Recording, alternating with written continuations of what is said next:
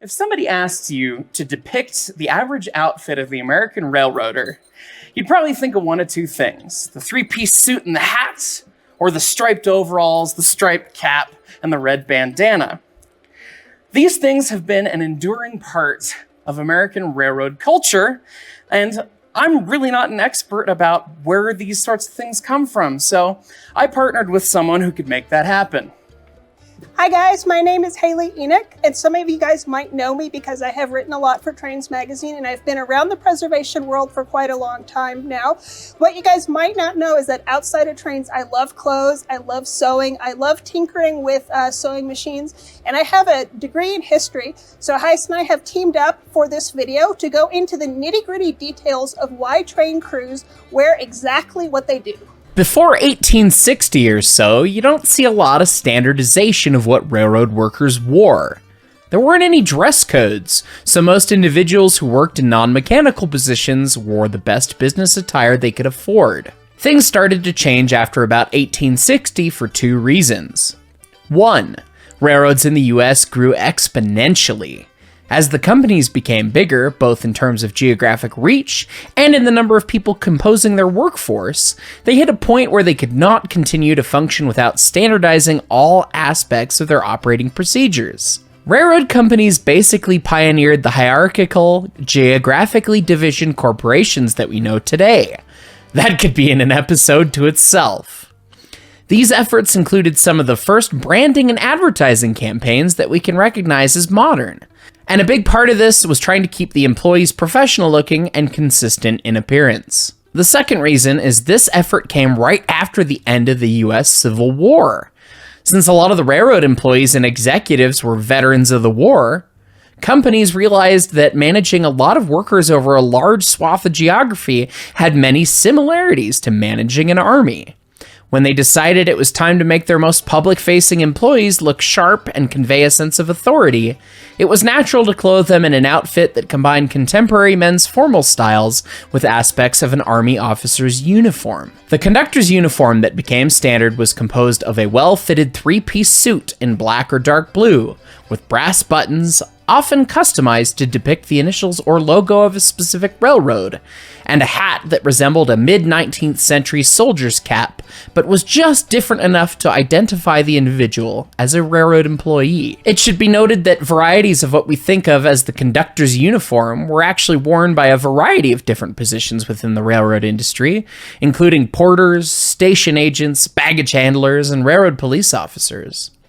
Their job title was often indicated on their hat. However, in popular memory, the uniform became most closely associated with the conductor. It was so effective and so iconic that not only does this outfit serve as a visual shorthand for all things railroad, it still survives to the present day.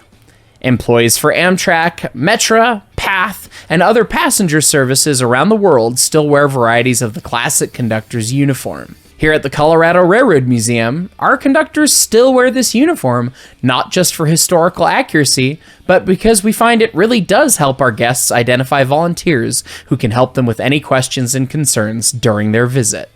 If, on the other hand, you try to describe what somebody who operates a train would wear, you're going to get another very specific answer.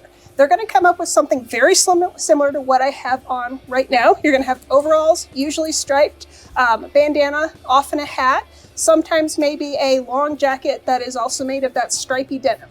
And on this one, just like with the conductor, this outfit would have been worn by firemen, hostlers, mechanics, other people that worked on trains. But just for the sake of simplicity, from here on out, we are going to say the engineer's uniform. How this particular outfit came together is actually way more complicated than how the conductors got their uniforms. And the engineer's uniform is kind of in that class of outfit, like firefighters' outfits, bakers' outfits, nurses' scrubs. Every part of that outfit comes down to something that was used specifically for this job. Most people know that working up in the cab does have a number of inherent dangers up in here. Everybody knows, of course, that we do have our fire back here. But if you haven't actually worked in the cab, one thing you might not know is that everything here almost is hot enough to the touch that it could cause a burn. Either this stuff here is warmed directly by the fire. If you saw, I just touched that for just a second and I can feel it through my gloves, or all of this piping here does have live steam running through it. Most of it does. So if you were to touch it with bare skin, you could get a pretty nasty burn from it.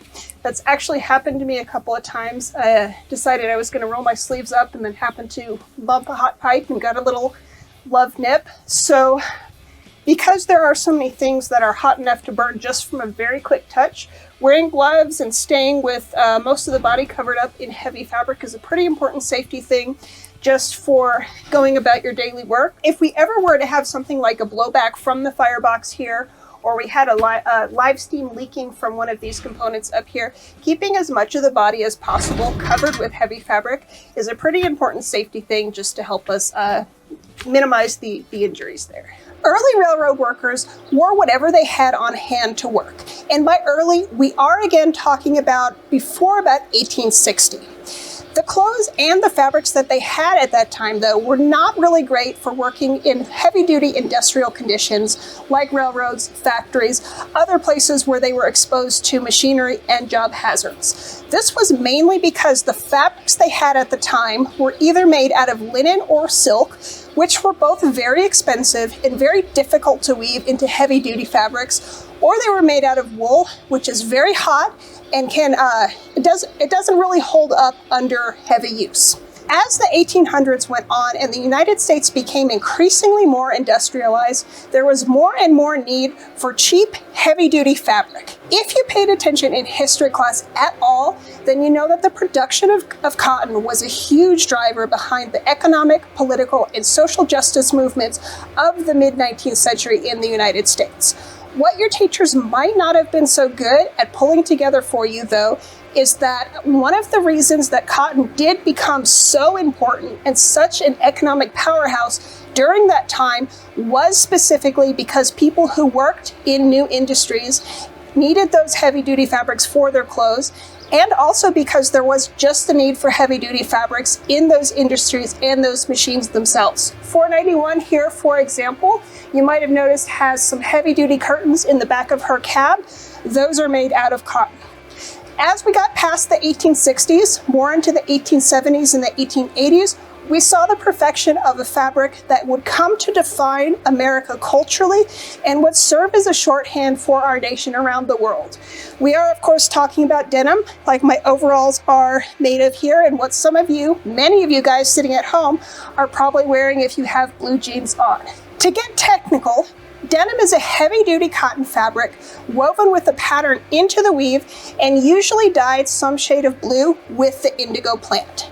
Now, the actual historical origins of when and where and how denim is invented is a little bit murky, but it is generally accepted that denim was adapted from French techniques of weaving wool and silk together into a heavy-duty twill. In fact, it's thought that the term denim comes from the name of that fabric, serge de Nîmes. Regardless of its pedigree, denim was exactly the fabric that the United States needed during this period of territorial expansion and industrialization. Soon after the first blue denim with rivets were invented in 1873, denim clothing became the default uniform for individuals working in all manner of outdoor or very physical careers. In fact, so many people in the trades found denim useful that this is actually where the term blue collar comes from. Many different professions, including farmers, painters, bricklayers, and factory workers, appreciated the utility of pants with a bib attached and numerous pockets. The idea of overalls, a pair of pants with attached straps and an apron designed to protect the person or their more expensive clothing during work, is one of those things that seems to have been invented independently in more than one place. The best and earliest documentation, though, comes to us from British soldiers, who described workwear worn by residents of an Indian city named Dongari. Outside of the US, many people refer to overalls as dungarees, the Anglicization of the name of that town. Denim overalls, as we know them today, came about very quickly after denim was established as a working man's fabric. The first examples of commercial overalls appeared in the 1880s and 1890s. Now, people working in many different trades found overalls and denim clothing to be very useful, but the overalls were particularly useful for people working on steam locomotives. Remember, this is hot, dirty, and to be quite frank, very dangerous work. It hasn't gotten safer just because we have these locomotives in preservation, so we wear the same clothes here at the museum that our ancestors did, not just to help create the experience for our guests, but to keep ourselves safe while we are doing the exact same work. If you do any hiking or other outdoor activities, you've probably heard the phrase "cotton kills." The reason why we get this warning is because cotton is a very porous fiber. If you are wearing a cotton shirt, cotton pants, and you're outside recreating and you sweat into that, those fibers will soak up your sweat and hang onto it. And then if it should happen to get cold, or you should be stuck exposed to the elements for a long period of time, that can be very dangerous because that accelerates the process of hypothermia. They say it's safer to wear polyester outdoors because polyester fibers do not absorb any sweat, and some of them can even be specially designed to help take sweat away from your body, and therefore they are safer to wear when you are going to be cold and wet. If you do happen to be working in a very warm and very humid climate though, like the cab of our steam locomotives, those same properties that cotton has can become very useful. If you are sweating into your clothes, those cotton clothes will hang onto it, keep you a little bit cooler, reduce the amount that your body actually needs to sweat, and therefore help you maybe not be so susceptible to hypothermia. Another big benefit of cotton is that these fibers do breathe, meaning that air can pass in and out of the fabric. That again helps keep us cool, especially when our clothes are designed to be a little bit looser, not very form-fitting. That just helps the air go through, move in and out, and helps us not get as hot as we would if we were wearing a different fiber. There is, though, an even more important reason why we only wear cotton here in the shop and not any polyester or any polycotton blends. It has to do with how these two different fabrics react when they get in contact with fire or hot things. To oversimplify the chemistry of polyester a little bit, remember that these fabrics are made out of plastic that is pulled into a very thin thread that can be woven into fabric. When plastic catches on fire, or just when it gets hot, it doesn't really burn, it melts into a very sticky kind of goopy plastic. Compare that to cotton, where it does burn at a lower temperature. It burns easier than polyester, but it's very easy to extinguish, and if it does get on fire, it does not get sticky. Of the two, it is much safer for us to be wearing cotton clothing versus polyester clothing.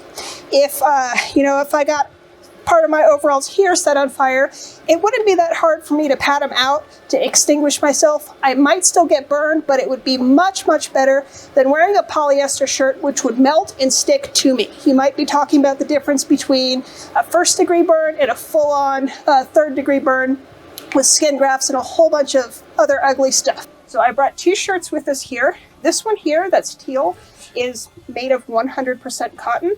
And this one here that's kind of purplish is an old gym shirt that I don't like very much, so we're gonna have fun disposing of it. And it's made of 100% polyester.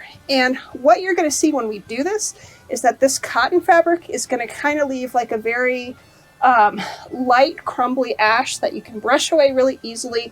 And when it is on fire, you can just kind of pat it like that and it'll go out, versus this polyester, where it's going to melt and it's going to make kind of like a sticky, liquidy residue where it doesn't extinguish as easily. And if you did get it on your skin, it would be hard to get it off there without taking skin with it. Basically like clothing napalm. Not fun. All right, so how we're going to do this is I cut a little loop here off of the sleeve for both of these shirts, and I'm just going to stick this into the firebox, let it catch, and then we're going to drop it here on the shovel, and we'll look at the difference in physics here. So here we go. So we'll just stick that right in there. There we go. Look at Mark. So you see, this is just burning pretty cleanly. You know, it's not melting. It's making like a very light, crumbly ash there. And what's important here is I can just go like that. Put that out pretty easily. So that's our cotton there.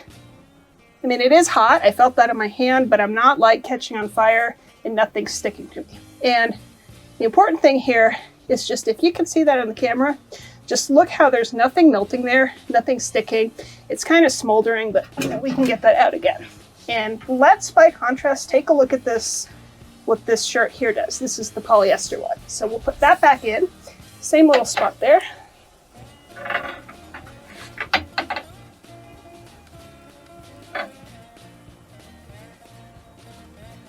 Let's go ahead and pull that out. And look at the difference here. God. So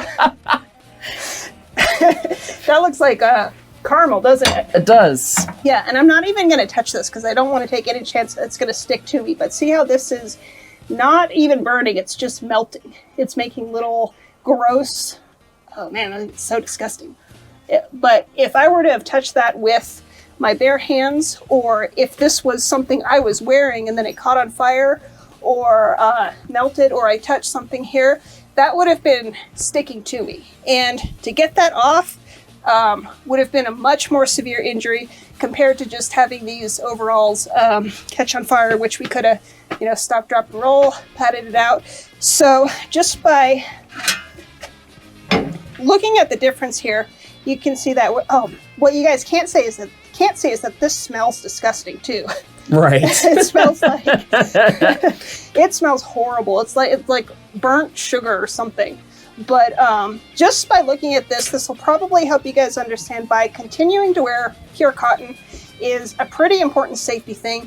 It's not something that we're doing just for the look, just for the cosplay. It is actually a very time-tested safety procedure at this point.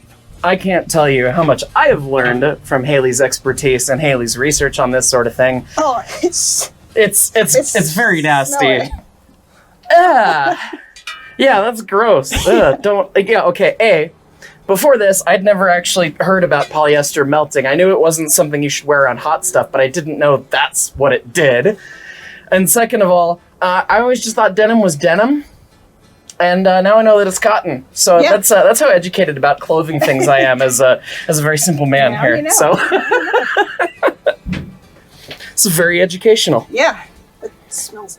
It smells. smelled A lot like burning sugar. like burning sugar. So it makes sense that the shape of the overalls helps to protect the engineers and firemen while they are working in the cabs. But what about the stripe? Well, it's thought that they favored these stripe patterns just because they helped hide that dirt and grime a little bit and gave them a little bit more dignity.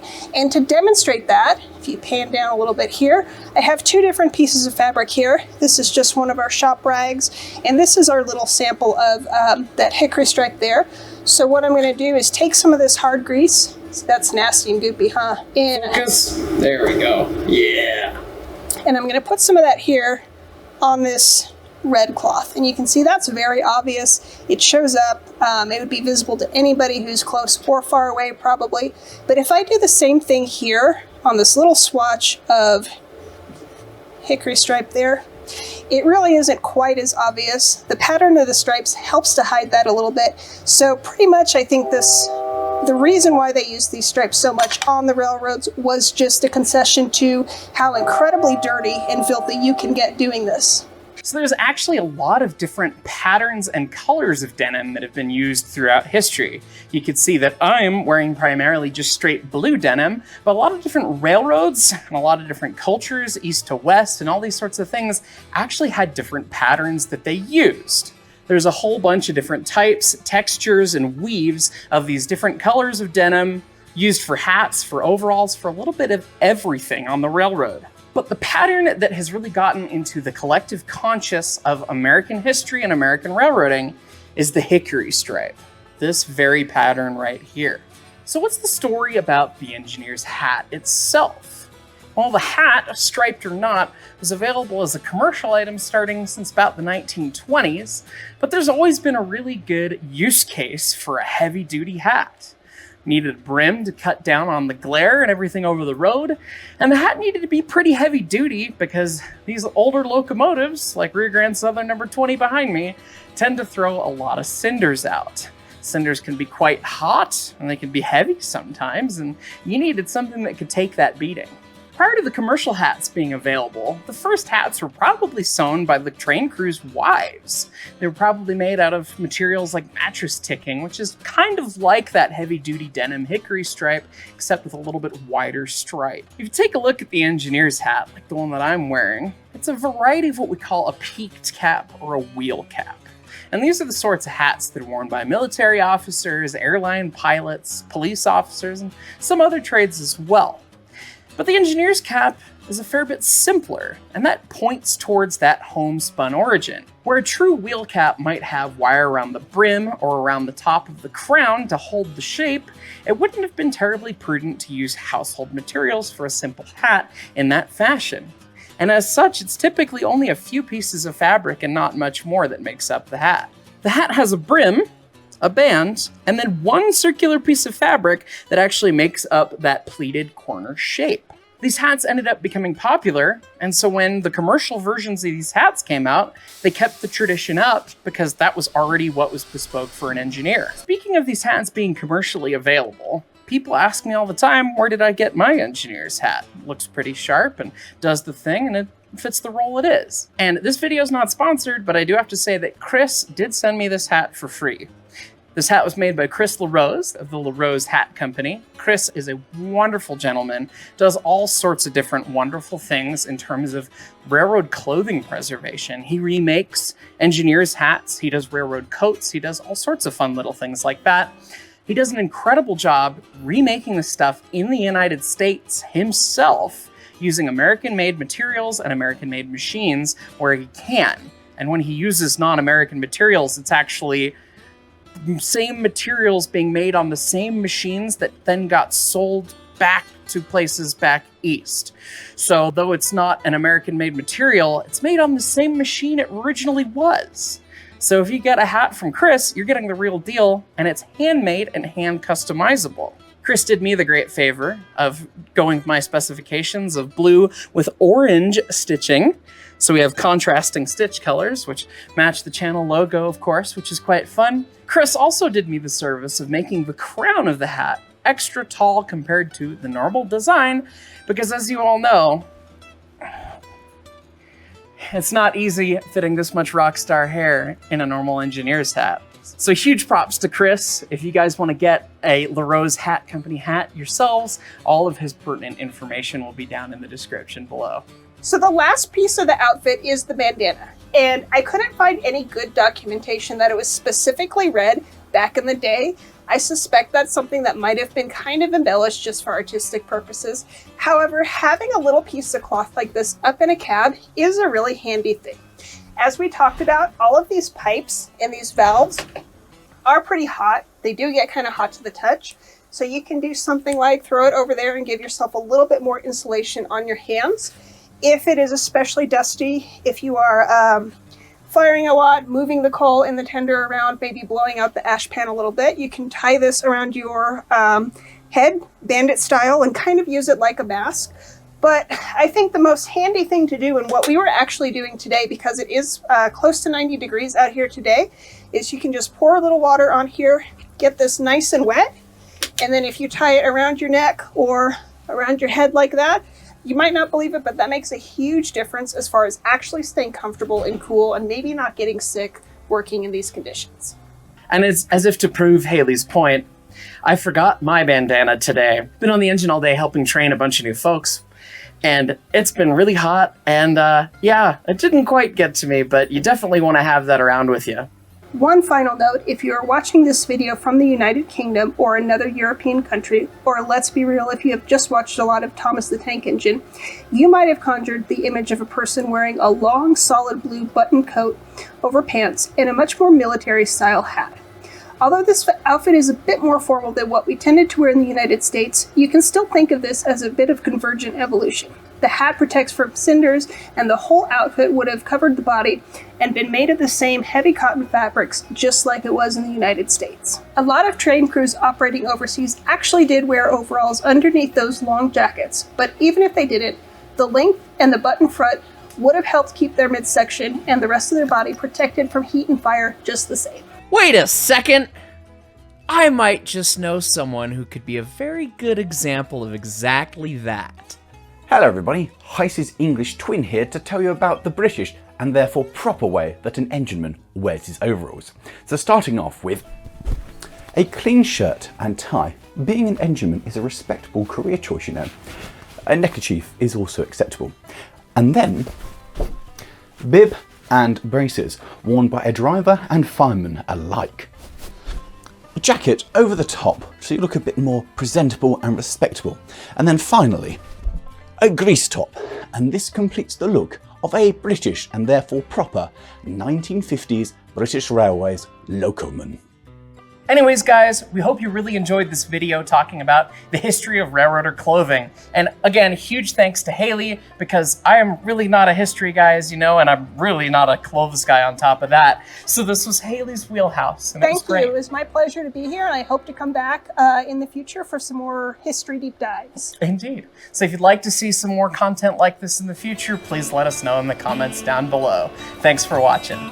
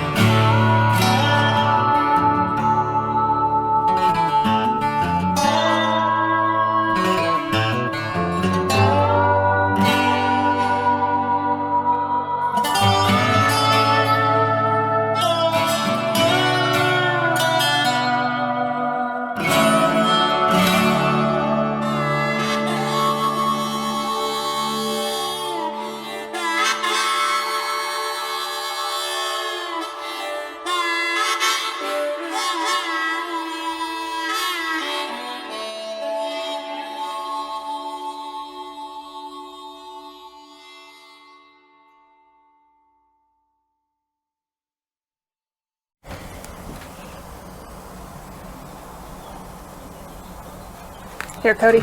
Smell that. Smell that. Can't really smell it. pretend it's Oh yeah. bad. Ew.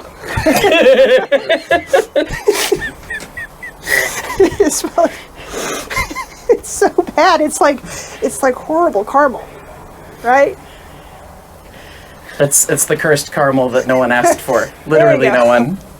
Hold on. Are you recording? Come up here for a second and Do you want to be on YouTube? no, hold on. Let's give it. Let's give it. Rep is now becoming pink. No, I'm kidding. I actually was about to head out. So Where'd it go? Yeah, Dude. make it snappy. Okay, film him. Oh god, I can already Smell I this, can already smell smell this. it from away. Smell this. Deep breath. It's organic smelling, but it's not horrible. Film the weirdo. Thanks.